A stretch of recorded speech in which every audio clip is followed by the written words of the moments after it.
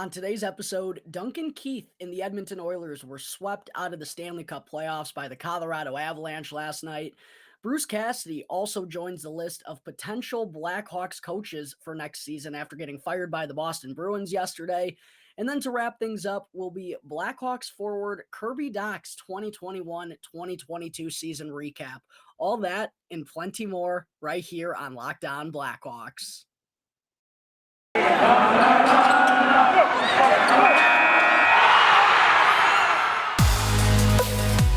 You're Locked On Blackhawks, your daily podcast on the Chicago Blackhawks. Part of the Locked On Podcast Network, your team every day.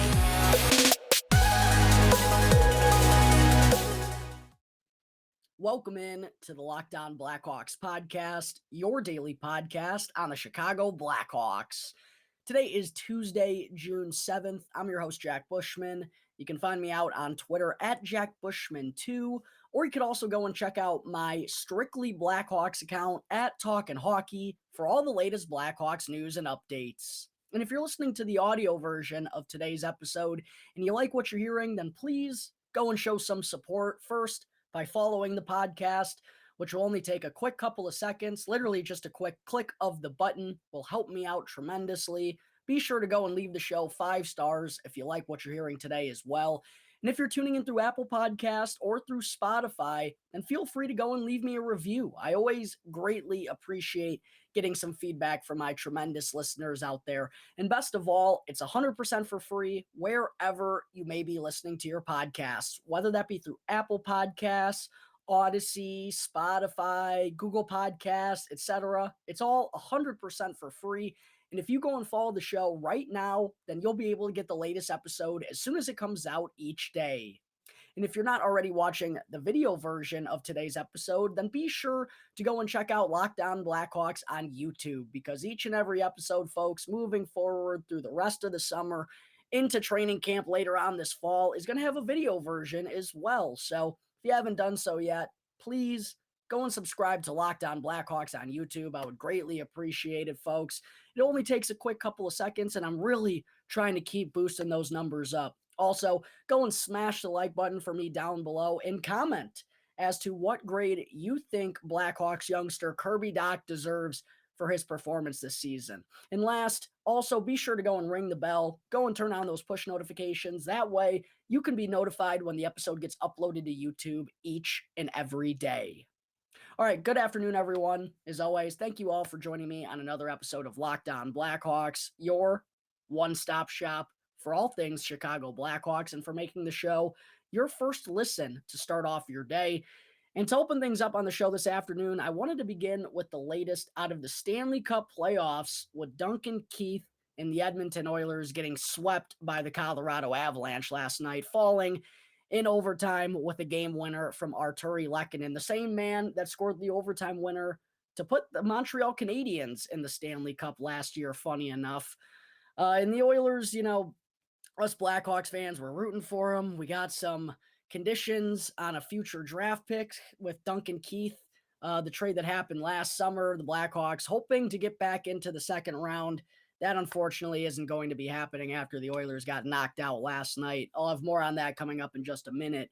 But for Edmonton, I want to give them credit, because going into that Game 7 against the Los Angeles Kings in the first round, I think a lot of us fans watching, from an outsider perspective, just fans of the NHL as a whole, felt like if the Oilers didn't win that Game 7 against LA, that it might have been the end of the Connor McDavid and Leon Draisaitl era together with the Oilers. Like, if they lost that playoff series, didn't advance on, there would have been some questions and some difficult moves probably to make, because if they didn't put together a run like they did, I feel like a lot of people in the organization would have felt like they had to do something drastic, because it simply wasn't working with Connor McDavid and Leon Draisaitl on the same team. But they pick up a big win there. They obviously dominated the Calgary Flames to get to the Western Conference Final.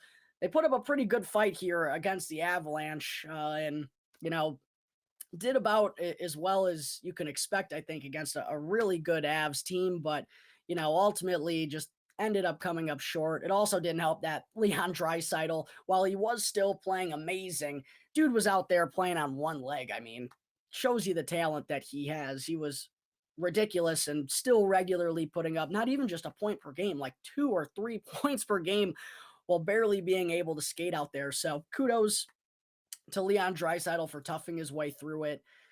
The Oilers, like I said, they put up a fight, but Colorado Avalanche are just on a completely different level, folks. They are an absolute wagon. Top to bottom, they're flooded with speed, flooded with skill. They got a bunch of sick defensemen.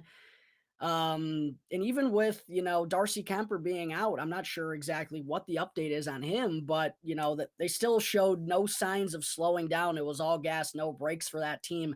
And they're now 12-2 in the Stanley Cup playoffs and are on their way to the Stanley Cup final, where they will be taking on either the New York Rangers or the Tampa Bay Lightning. And coming into this round, I did predict, by the way, a little toot of my own horn, that I had the Avs beating the Oilers in 5 games. I just thought they were, again, on a completely different level than Edmonton was. And I kind of had a feeling they were going to take it to them.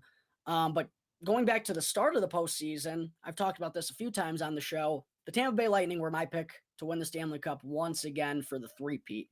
And I have them beating the Rangers in 6 games here in this series. We're obviously going to have to wait and see if that happens. There's game 4 of that series coming up later tonight.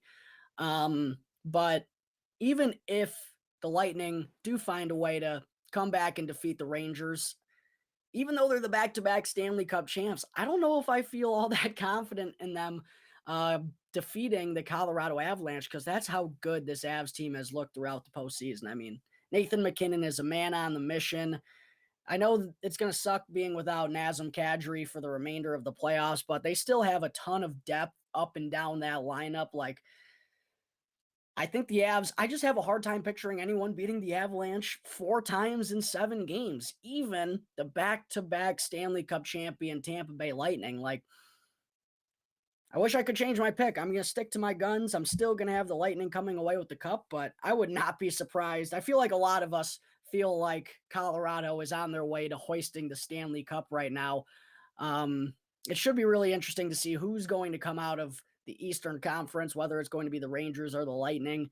But honestly, I don't know. I mean, it's one of those situations where I feel like if the Lightning do win the series, it's going to be a pretty good fight. But if the Rangers win, and I don't mean this disrespectfully to the Rangers, I mean, they've been tremendous since falling behind 3-1 to the Pittsburgh Penguins in the opening round, and they've showed great resiliency. They have a great record against the Lightning in the regular season and in these playoffs so far. But I feel like if the Rangers win, I kind of have a feeling the Avs are going to be taking it to them like they just did to the Oilers or to the Nashville Predators in the first round. I feel like if the Rangers advance to the Stanley Cup final, it could be another 4 or 5 game quick series in favor of Colorado, but that's just my opinion. But anyways, with the Oilers getting knocked out of the Stanley Cup playoffs, of course, the Blackhawks, they were hoping that the Oilers were going to be able to get the job done. They did not.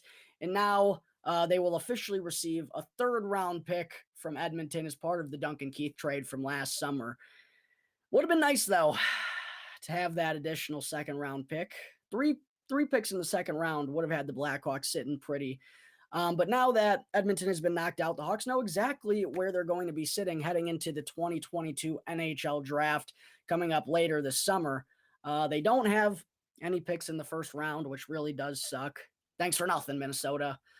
But they do have 5 picks within the 2nd and 3rd rounds. They got 2 in the 2nd. 1 is going to come at 38. The other is going to come at number 57. And then those 3 picks in the 3rd are going to come at 81, 90, and 94. And interestingly enough, none of those 3rd round picks that the Hawks have are their own. They've acquired those from other teams via trade in the past couple of seasons. I believe it was Edmonton, obviously, as part of the Duncan Keith and Caleb Jones swap. Vegas, which, if I'm correct, I believe is from the Robin Leonard deal a few years back.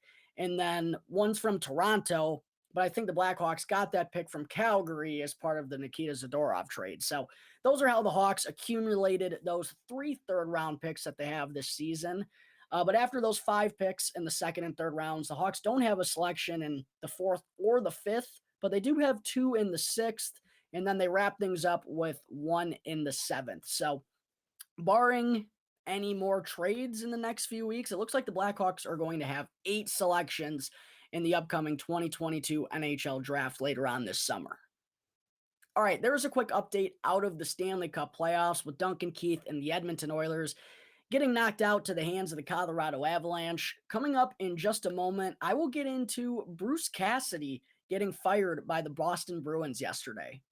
But first, I need to talk to you all about Built Bar, which is a protein bar that tastes just like a candy bar. Summer is coming, and you're going to need some food for being on the go. Well, Built Bars are the perfect snack for you to take everywhere you go. Throw them into your bags, throw them into your kids' backpacks, and make sure that everyone has a bar to be fueled for their summer adventures. And the best part about Built Bar is that they're both delicious and healthy. So there's no more sacrificing delicious food for health, because with Built Bar, you can have both. You can get the best of both worlds. And have you tried Built Bar Puffs yet? Because if not, then you're seriously missing out on one of the best tasting protein bars on the market with flavors like banana cream pie, cinnamon churro, and birthday cake, which I just got a huge package of from Built Bar. I really appreciate it from the folks over at Built Bar. And they're seriously, it's like a marshmallow with sprinkles, with a sprinkled coating and chocolate. I mean, it's amazing. I sometimes I have two, and when you're eating them, it actually does not feel like you're having a protein bar. Like, it seriously feels like you're just having a candy bar or some sort of snack bar. Like, it's hard to believe that these things are actually good for you, but they are. They're all 140 calories or less and have 17 grams or more of protein. So head on over to built.com right now and use the promo code LOCKEDON to get 15% off your next order. That's built.com, just built.com, with the exclusive promo code LOCKED15. That's one word, locked in all caps, followed by the number 15 to get 15% off your next Built Bar order. All right, we're back here on the Locked On Blackhawks podcast. Before I get into segment 2, I have a quick favor to ask of you all. So recently, the Locked On Podcast Network has put together a survey so we can learn more about listeners like you and to make your favorite Locked On podcast even better. This is your opportunity to tell us what you like and what you don't like about the Locked On Podcast Network. So you just got to go to lockedonpodcast.com/survey right now to get started. It won't take very long, and everyone that completes this survey, plus if you go and leave my show a review with a comment and add your name, that way I can contact you, you'll qualify for a chance to win one of 10 $100 Ticketmaster gift cards. So please go and take this quick survey. Like I said, it only takes 2 seconds. Also, go and leave me a review on Apple Podcasts or Spotify. 5 stars would be pretty cool. I'd appreciate it. Make sure to leave your name in the comment box, and you'll have a chance to win one of 10 $100 gift cards for Ticketmaster. Thank you all for your help. Go take the survey. Go leave me a review. It's a free $100. Why not take the chance? All right, enough of that. Getting into segment 2 now, folks. I had to be sure to talk for a moment about Bruce Cassidy being the latest coach to hit the free agent market after getting fired by the Boston Bruins yesterday, and kind of a surprising move. And just as a heads up, Blackhawks fans, I am looking to get Ian McLaren, who's the host of Locked On Bruins, which is one of the biggest Locked On NHL podcasts. I'm talking with Ian right now, and I'm hoping to get him on the show in the next couple of days to talk about Cassidy getting fired, how Bruins fans feel about that, and whether or not he would even consider coming to Chicago. And, I'm not going to claim that I'm an expert on the Bruins. I know the team, but I don't know things in depthly. Bruce Cassidy hasn't been my head coach for the last 6 seasons, so I figured it would be a good idea to go and get a Bruins expert like Ian to jump on the show and to talk about all this good stuff. So keep an eye open for my conversation with Ian coming up in the next couple of days. And also, there have been rumors about the Blackhawks and Todd Reirden possibly as their next head coach as well. Currently worked as an assistant for the Pittsburgh Penguins, and interestingly enough, I'm also going to have Hunter Hodes, the Locked On Penguins host. I'm going to have him on the podcast for a chat actually in just about an hour and a half. That's going to be its own separate video. So good things coming, fun stuff coming, folks. We got a conversation with Ian about Bruce Cassidy, one with Hunter about Todd Reirden. I'm making sure to keep all of you up to date on the next potential head coach of the Chicago Blackhawks. I don't know if either of those two are truly in the running. Reirden seems to be a little bit more of a likely candidate, but this is what offseason content is all about. It's the slow time of the year, so why not bring in a couple of local experts to those teams and see what they have to think about all of this. But yes, the Boston Bruins yesterday, after getting knocked out of the first round of the Stanley Cup Playoffs to the Carolina Hurricanes just a few weeks later, they end up firing Bruce Cassidy, which from an outsider perspective seems like a little bit of a head scratcher, because after 6 years with the Bruins, 6 pretty successful years with the Bruins, I might add, they made the playoffs each and every season under Cassidy, including a trip to the Stanley Cup final back in 19 where they lost Game 7 to the rival St. Louis Blues. I still don't forget the Bruins for not winning that game. I was actually wearing a David Pastrnak jersey to all the bars. At that time, I was still attending the University of Missouri, so I'm just surrounded by Blues fans, which is literally my worst nightmare. I was out at a bar, and I had a David Pastrnak jersey on, and let me tell you, your boy over here was getting absolutely grilled. But it made for good fun until the Blues went on to win the Cup. But anyways, Cassidy, he's got a pretty good resume here. Like I said, the Bruins made the playoffs each and every season that he was the head coach. And funny enough, actually, when I was doing some research on Cassidy, before he got his start in the Bruins organization, he actually spent 8 years coaching the Providence Bruins, which is their AHL affiliate, of course.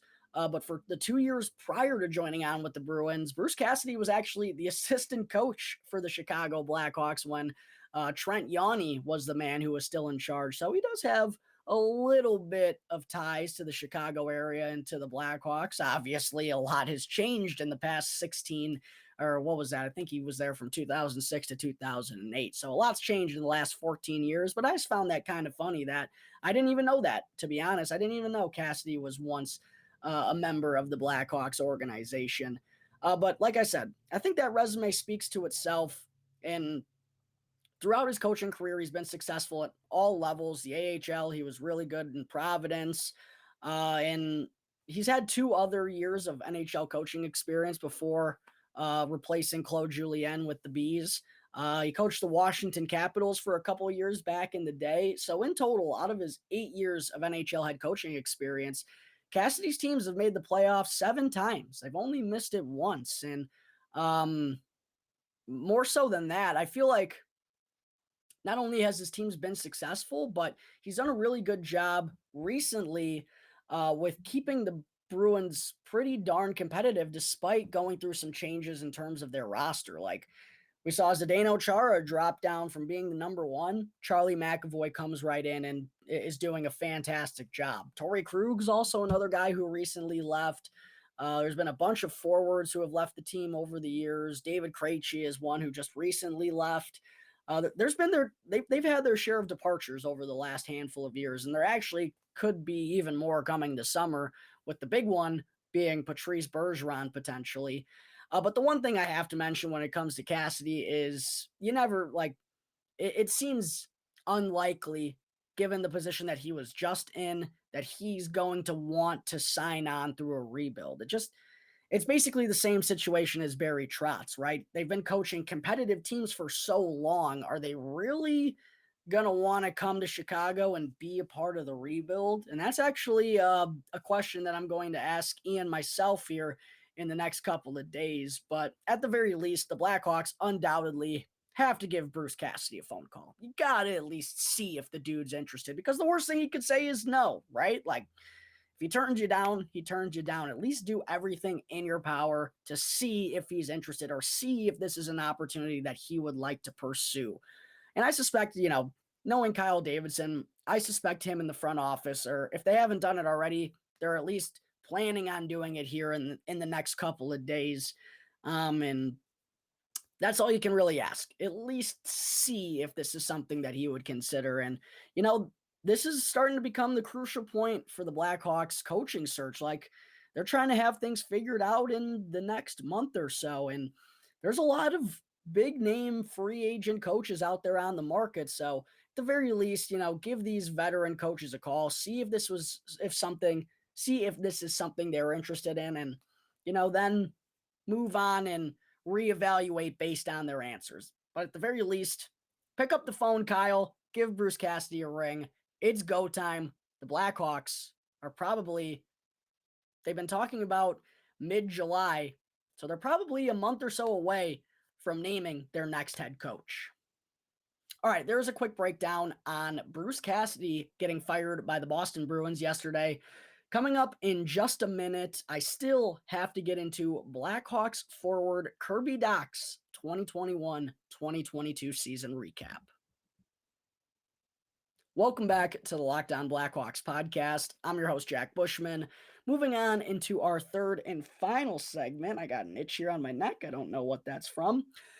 But moving into our third and final segment on the show here this afternoon, it's time to get into forward Kirby Dach's 2021-2022 season recap segment. For Dach, obviously, it was not the type of season that anyone was hoping for out of him, including himself.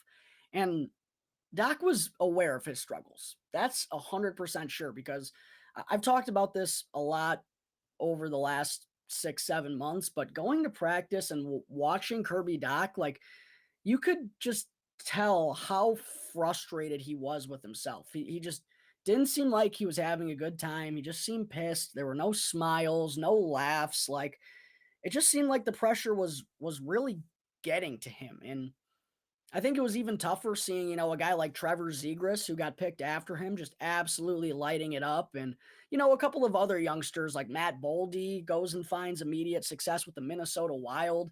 I feel like those things were also playing a factor into Kirby's frustrations. Like, he's seeing all these other youngsters have success around the NHL so far in their young careers. Why isn't he doing the same? And it just almost seemed like he had the weight of the world on his shoulders. And then also around Christmas time, he deleted his social media. He was done seeing all that stuff because a lot of you Blackhawks fans out there were constantly grilling him for his struggles. And it was just a really tough situation. And one thing I will say is, like, I get the frustration out of all you fans out there. Trust me. I'm frustrated with Kirby too. I'll admit it. It was a bad season. There's no way around it. This was a bad season for Kirby Dach. But the things that some folks say about him, like, are just absolutely mind-blowing to me. And, like, there's almost like a hatred for him already. And, I think calling a 21-year-old a bust is never a good idea, especially when this was basically his second NHL season. And honestly, if he had been handled properly, this probably would have been his first year in the NHL. Like, if Stan Bowman wasn't in charge and, wasn't so focused on saving his job and keeping fans enticed with the team, Adam Boquist, obviously, he might have still gotten traded, who knows, but he probably wouldn't have been up in the NHL so fast. Kirby probably would have been down in Rockford for a little bit, or had even gone back to the Saskatoon Blades for another year. Like, I think that's one thing that Blackhawks fans really need to keep in their mind. Not only was this basically only Kirby's second year in the NHL, but it probably would have been his first had a competent GM been calling the shots. Like, clearly, and I know we saw a lot of flashes from Kirby in that bubble postseason, and, a lot of people were probably thinking he was NHL ready, but especially with the wrist injury and everything that's taken place, like, I feel like Blackhawks fans, all you fans out there, just need to remain patient with this kid. Like, we're not going anywhere in a hurry. It's not like Kirby Dach needs to be good right now in order to boost our chances of being great right now. Like, we're thinking 3 to 5 years in the future. Please be patient with Kirby Dach and stop calling a 21-year-old kid a bust. That's just wrong, and it's not smart, and it's not true. Like, you don't know what he's going to be. Like, I don't know what he's going to be too, but to assume or to kind of already have your mind made up on what type of player Kirby Dach is going to be in the future, I think that's just really silly. And I just really hope all you fans out there remain patient with the kid, because he is still very young into his career. And like I said, I'll be the first to admit the Dach season was pretty terrible, but I still have high hopes for him. I don't know if he's ever going to be an offensive wizard or if he's going to be a point per game player or anything like that. But I do think he has the makeup and the game, if he figures things out a little bit more offensively, that he's going to be a really solid, well-rounded player one day down the road. So while it was a disappointing season for Dach, I just want fans to be careful about, calling him a bust. And I also think you should take this season that he just had with a grain of salt a little bit. But getting into some of Dach's numbers, he played a career high 70 games this season while also tallying career best in goals with 9, assists with 17, and points with 26. Now, calling them career highs feels a little bit misleading, even though it is true.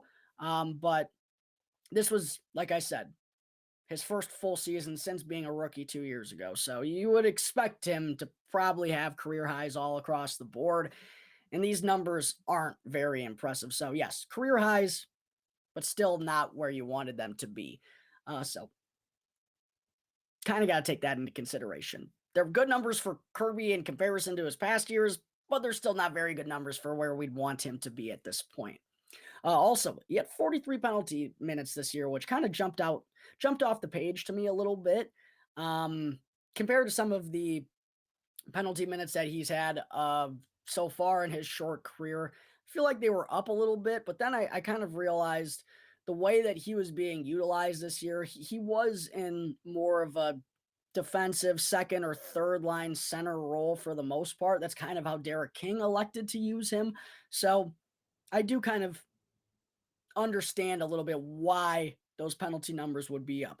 They definitely need to go down moving forward, but I do get why they'd be a little bit higher than normal, if you will, this season. Dach also, one thing that I think he really struggled with this year as well was the power play. And the Blackhawks for so long have struggled to find a right-hander who can help out their man advantage that's not named Alex DeBrincat. They tried Dach in the bumper role, didn't really work out. Same with Tyler Johnson. Ryan Carpenter even got some time in the bumper role when he was still a member of the Blackhawks.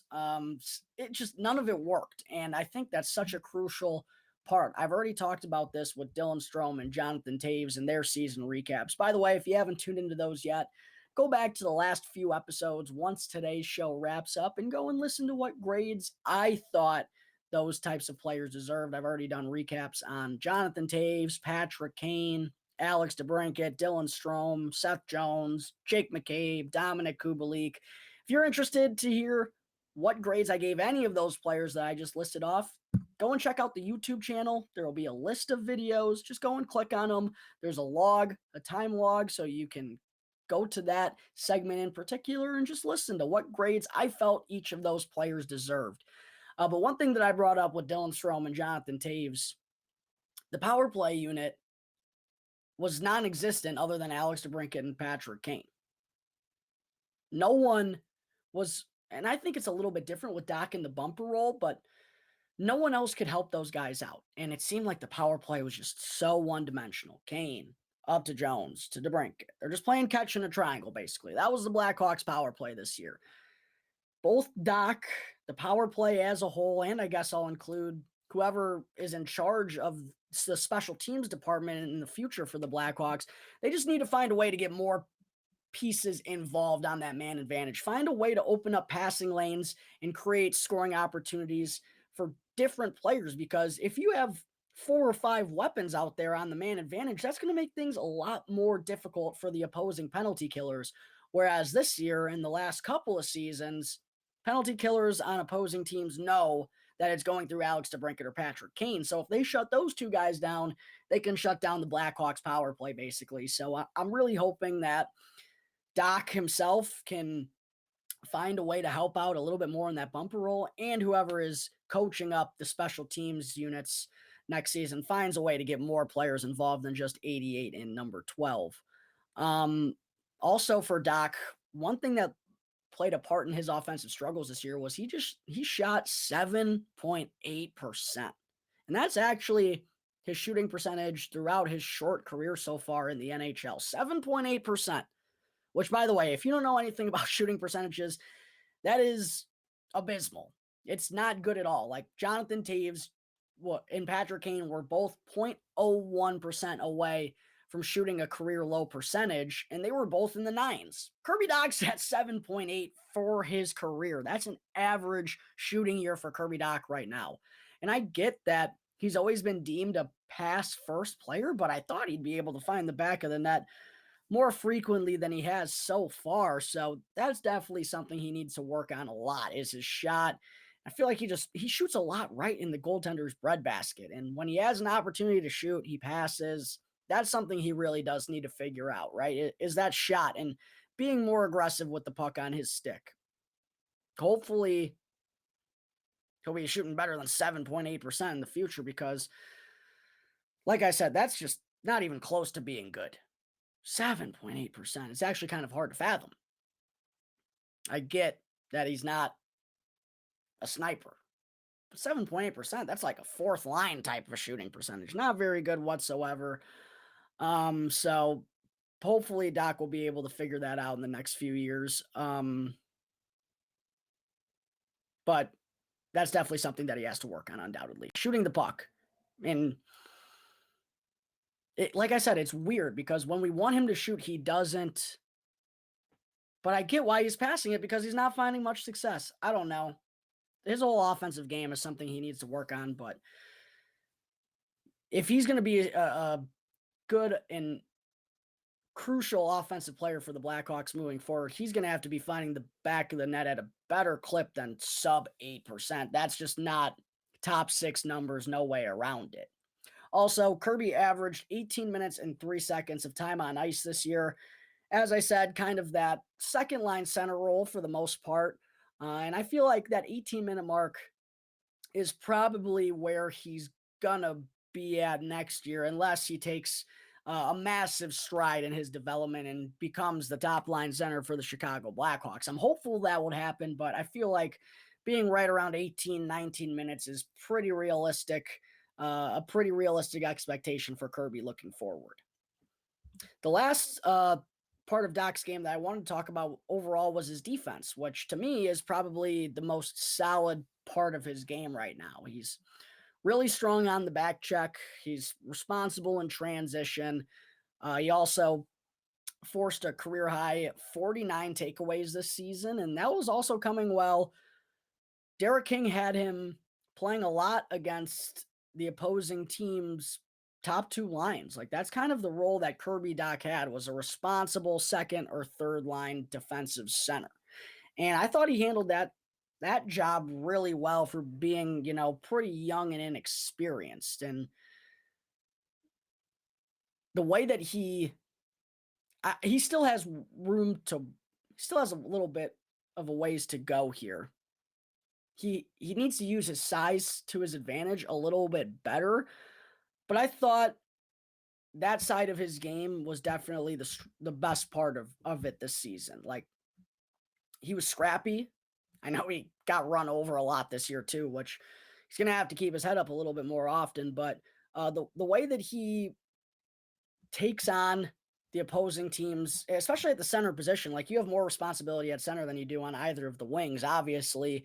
But for being, like I said, in basically his second NHL season, I thought the way that he was able to skate up and down the ice with a lot of the opponent's top lines, and for the most part was responsible. Like, I thought that was pretty impressive to me. And that side of his game is something that I'm not really worried about. Like, as he gains more and more experience there, he's only going to get better and better. And like I said, that's already something I feel like he's confident in, is his defensive abilities. And while the offense is definitely going to be harder for him to work on, defense, I think he's just going to get better and better with experience. That side of the game is a little bit more experience-based, I feel like. And once he gets a better understanding of tendencies and the spots he needs to be in, that part of his game, I think, is only going to continue to grow and grow and grow. So I was pretty happy with Kirby overall on the defensive side of things. His analytics were, they were pretty not great, not bad. He had a 49.3 Corsi for percentage. The one part that I will say concerns me is that he was on the ice for 80 goals against at 5-on-5 in 70 games this season. And I get that the Blackhawks as a team were terrible defensively, right around the bottom of the NHL. But if you go and look at Jonathan Toews' numbers, Toews also played in 70 games for the Blackhawks this season. There was a huge difference in the goals against at 5-on-5. So I get that. Like I said, there are still some things that Kirby needs to work on. I do have confidence in his defensive game, and I think it's still pretty good. But there is another level that he can take it to. And as I said, I think that's only going to happen through experience and through understanding and reps. That's kind of what's driving all that stuff. So defensively, I feel pretty confident with Kirby Dach, except for one area, folks, and that's at the faceoff dot. Because this year, Kirby won just 32.8% of his draws. And I mean, that has to be, if it's not the worst in the NHL, it's bottom 5, 100%. And I think the most frustrating part about it, too, is he's practicing day in and day out with a guy like Jonathan Toews, one of the GOATs at the faceoff dot. And he still doesn't appear to have figured it out in the slightest. So that is a little bit concerning, undoubtedly. And even the Blackhawks and Derek King tried him out on the wing a couple of games towards the stretch of the season. I'm sure Dach probably feels more comfortable at the center position, which is where he's played throughout his career for the most part. But if he wants to stick to being a center iceman, he's going to have to make improvements in that area. There's no other way around it. So all in all, taking everything into consideration, folks, I thought about this one for a long time because I didn't want to be too harsh on Kirby because, as I said, this probably should have been his rookie year in the NHL. But when you go and look at the numbers, there's no way around it. He didn't take the leaps that any of us were hoping for, including himself. And I'm still high on Kirby, still have high hopes for him, and I think he can be a really solid, well-rounded player for the Blackhawks one day down the road. And I also think it's ridiculous that people are calling him a bust at 21 years old, but it was still a disappointing year. And the reason why we hold him to those high standards too is because we've seen flashes of it in the bubble. And I know he's undergone wrist surgery since then, and it could be playing a part maybe in his struggles. I don't know, but it's been tough for Kirby, and I got to judge him fairly. And the year was bad. There's no way around it. So I'm going to give Blackhawks forward Kirby Dach a C- for his performance this season. But like I said, stop calling him a bust. He's only 21 years old. Have some patience because that's what it's going to take to be a Blackhawks fan through these next couple of years. And have some belief that Kirby Dach is going to be able to turn it around. At least root for him. Don't have this hatred already or this opinion formed on him because of what you've seen through his first 2 NHL seasons on really bad teams. I think that's unfair. But at the same time, there's no way around it. This was a bad year out of Kirby Dach. Didn't take the strides that we were hoping for. So for that reason, I'm going to give him a C- for his performance this season. All right, folks, I think that is going to wrap up Tuesday, June 7th episode of Locked On Blackhawks. Thank you all again for tuning into the show, and please be sure to go and follow Locked On Blackhawks wherever you get your podcasts, or subscribe to Locked On Blackhawks on YouTube, and you'll be able to get the latest episode as soon as it comes out each day. And after the show, be sure to go and check out Locked On NHL for all the latest news, odds, and info out of the Stanley Cup Playoffs. It's free and available on all platforms, so be sure to go and check out Locked On NHL right now, wherever you get your podcasts. Once again, thank you for tuning into today's episode. I'm your host, Jack Bushman. You can find me out on Twitter at JackBushman2, or you could also go and check out my Strictly Blackhawks account at Talkin' Hockey for all the latest Blackhawks news and updates. And for any questions at all regarding anything related to the show or to the Blackhawks, feel free to email lockedonblackhawks@gmail.com. You could also hit me up on any one of my Twitter accounts, or you could call 708-653-0572 to leave a voicemail. So until tomorrow's episode, thanks again for tuning into the Locked On Blackhawks podcast, part of the Locked On Podcast Network, your team every day.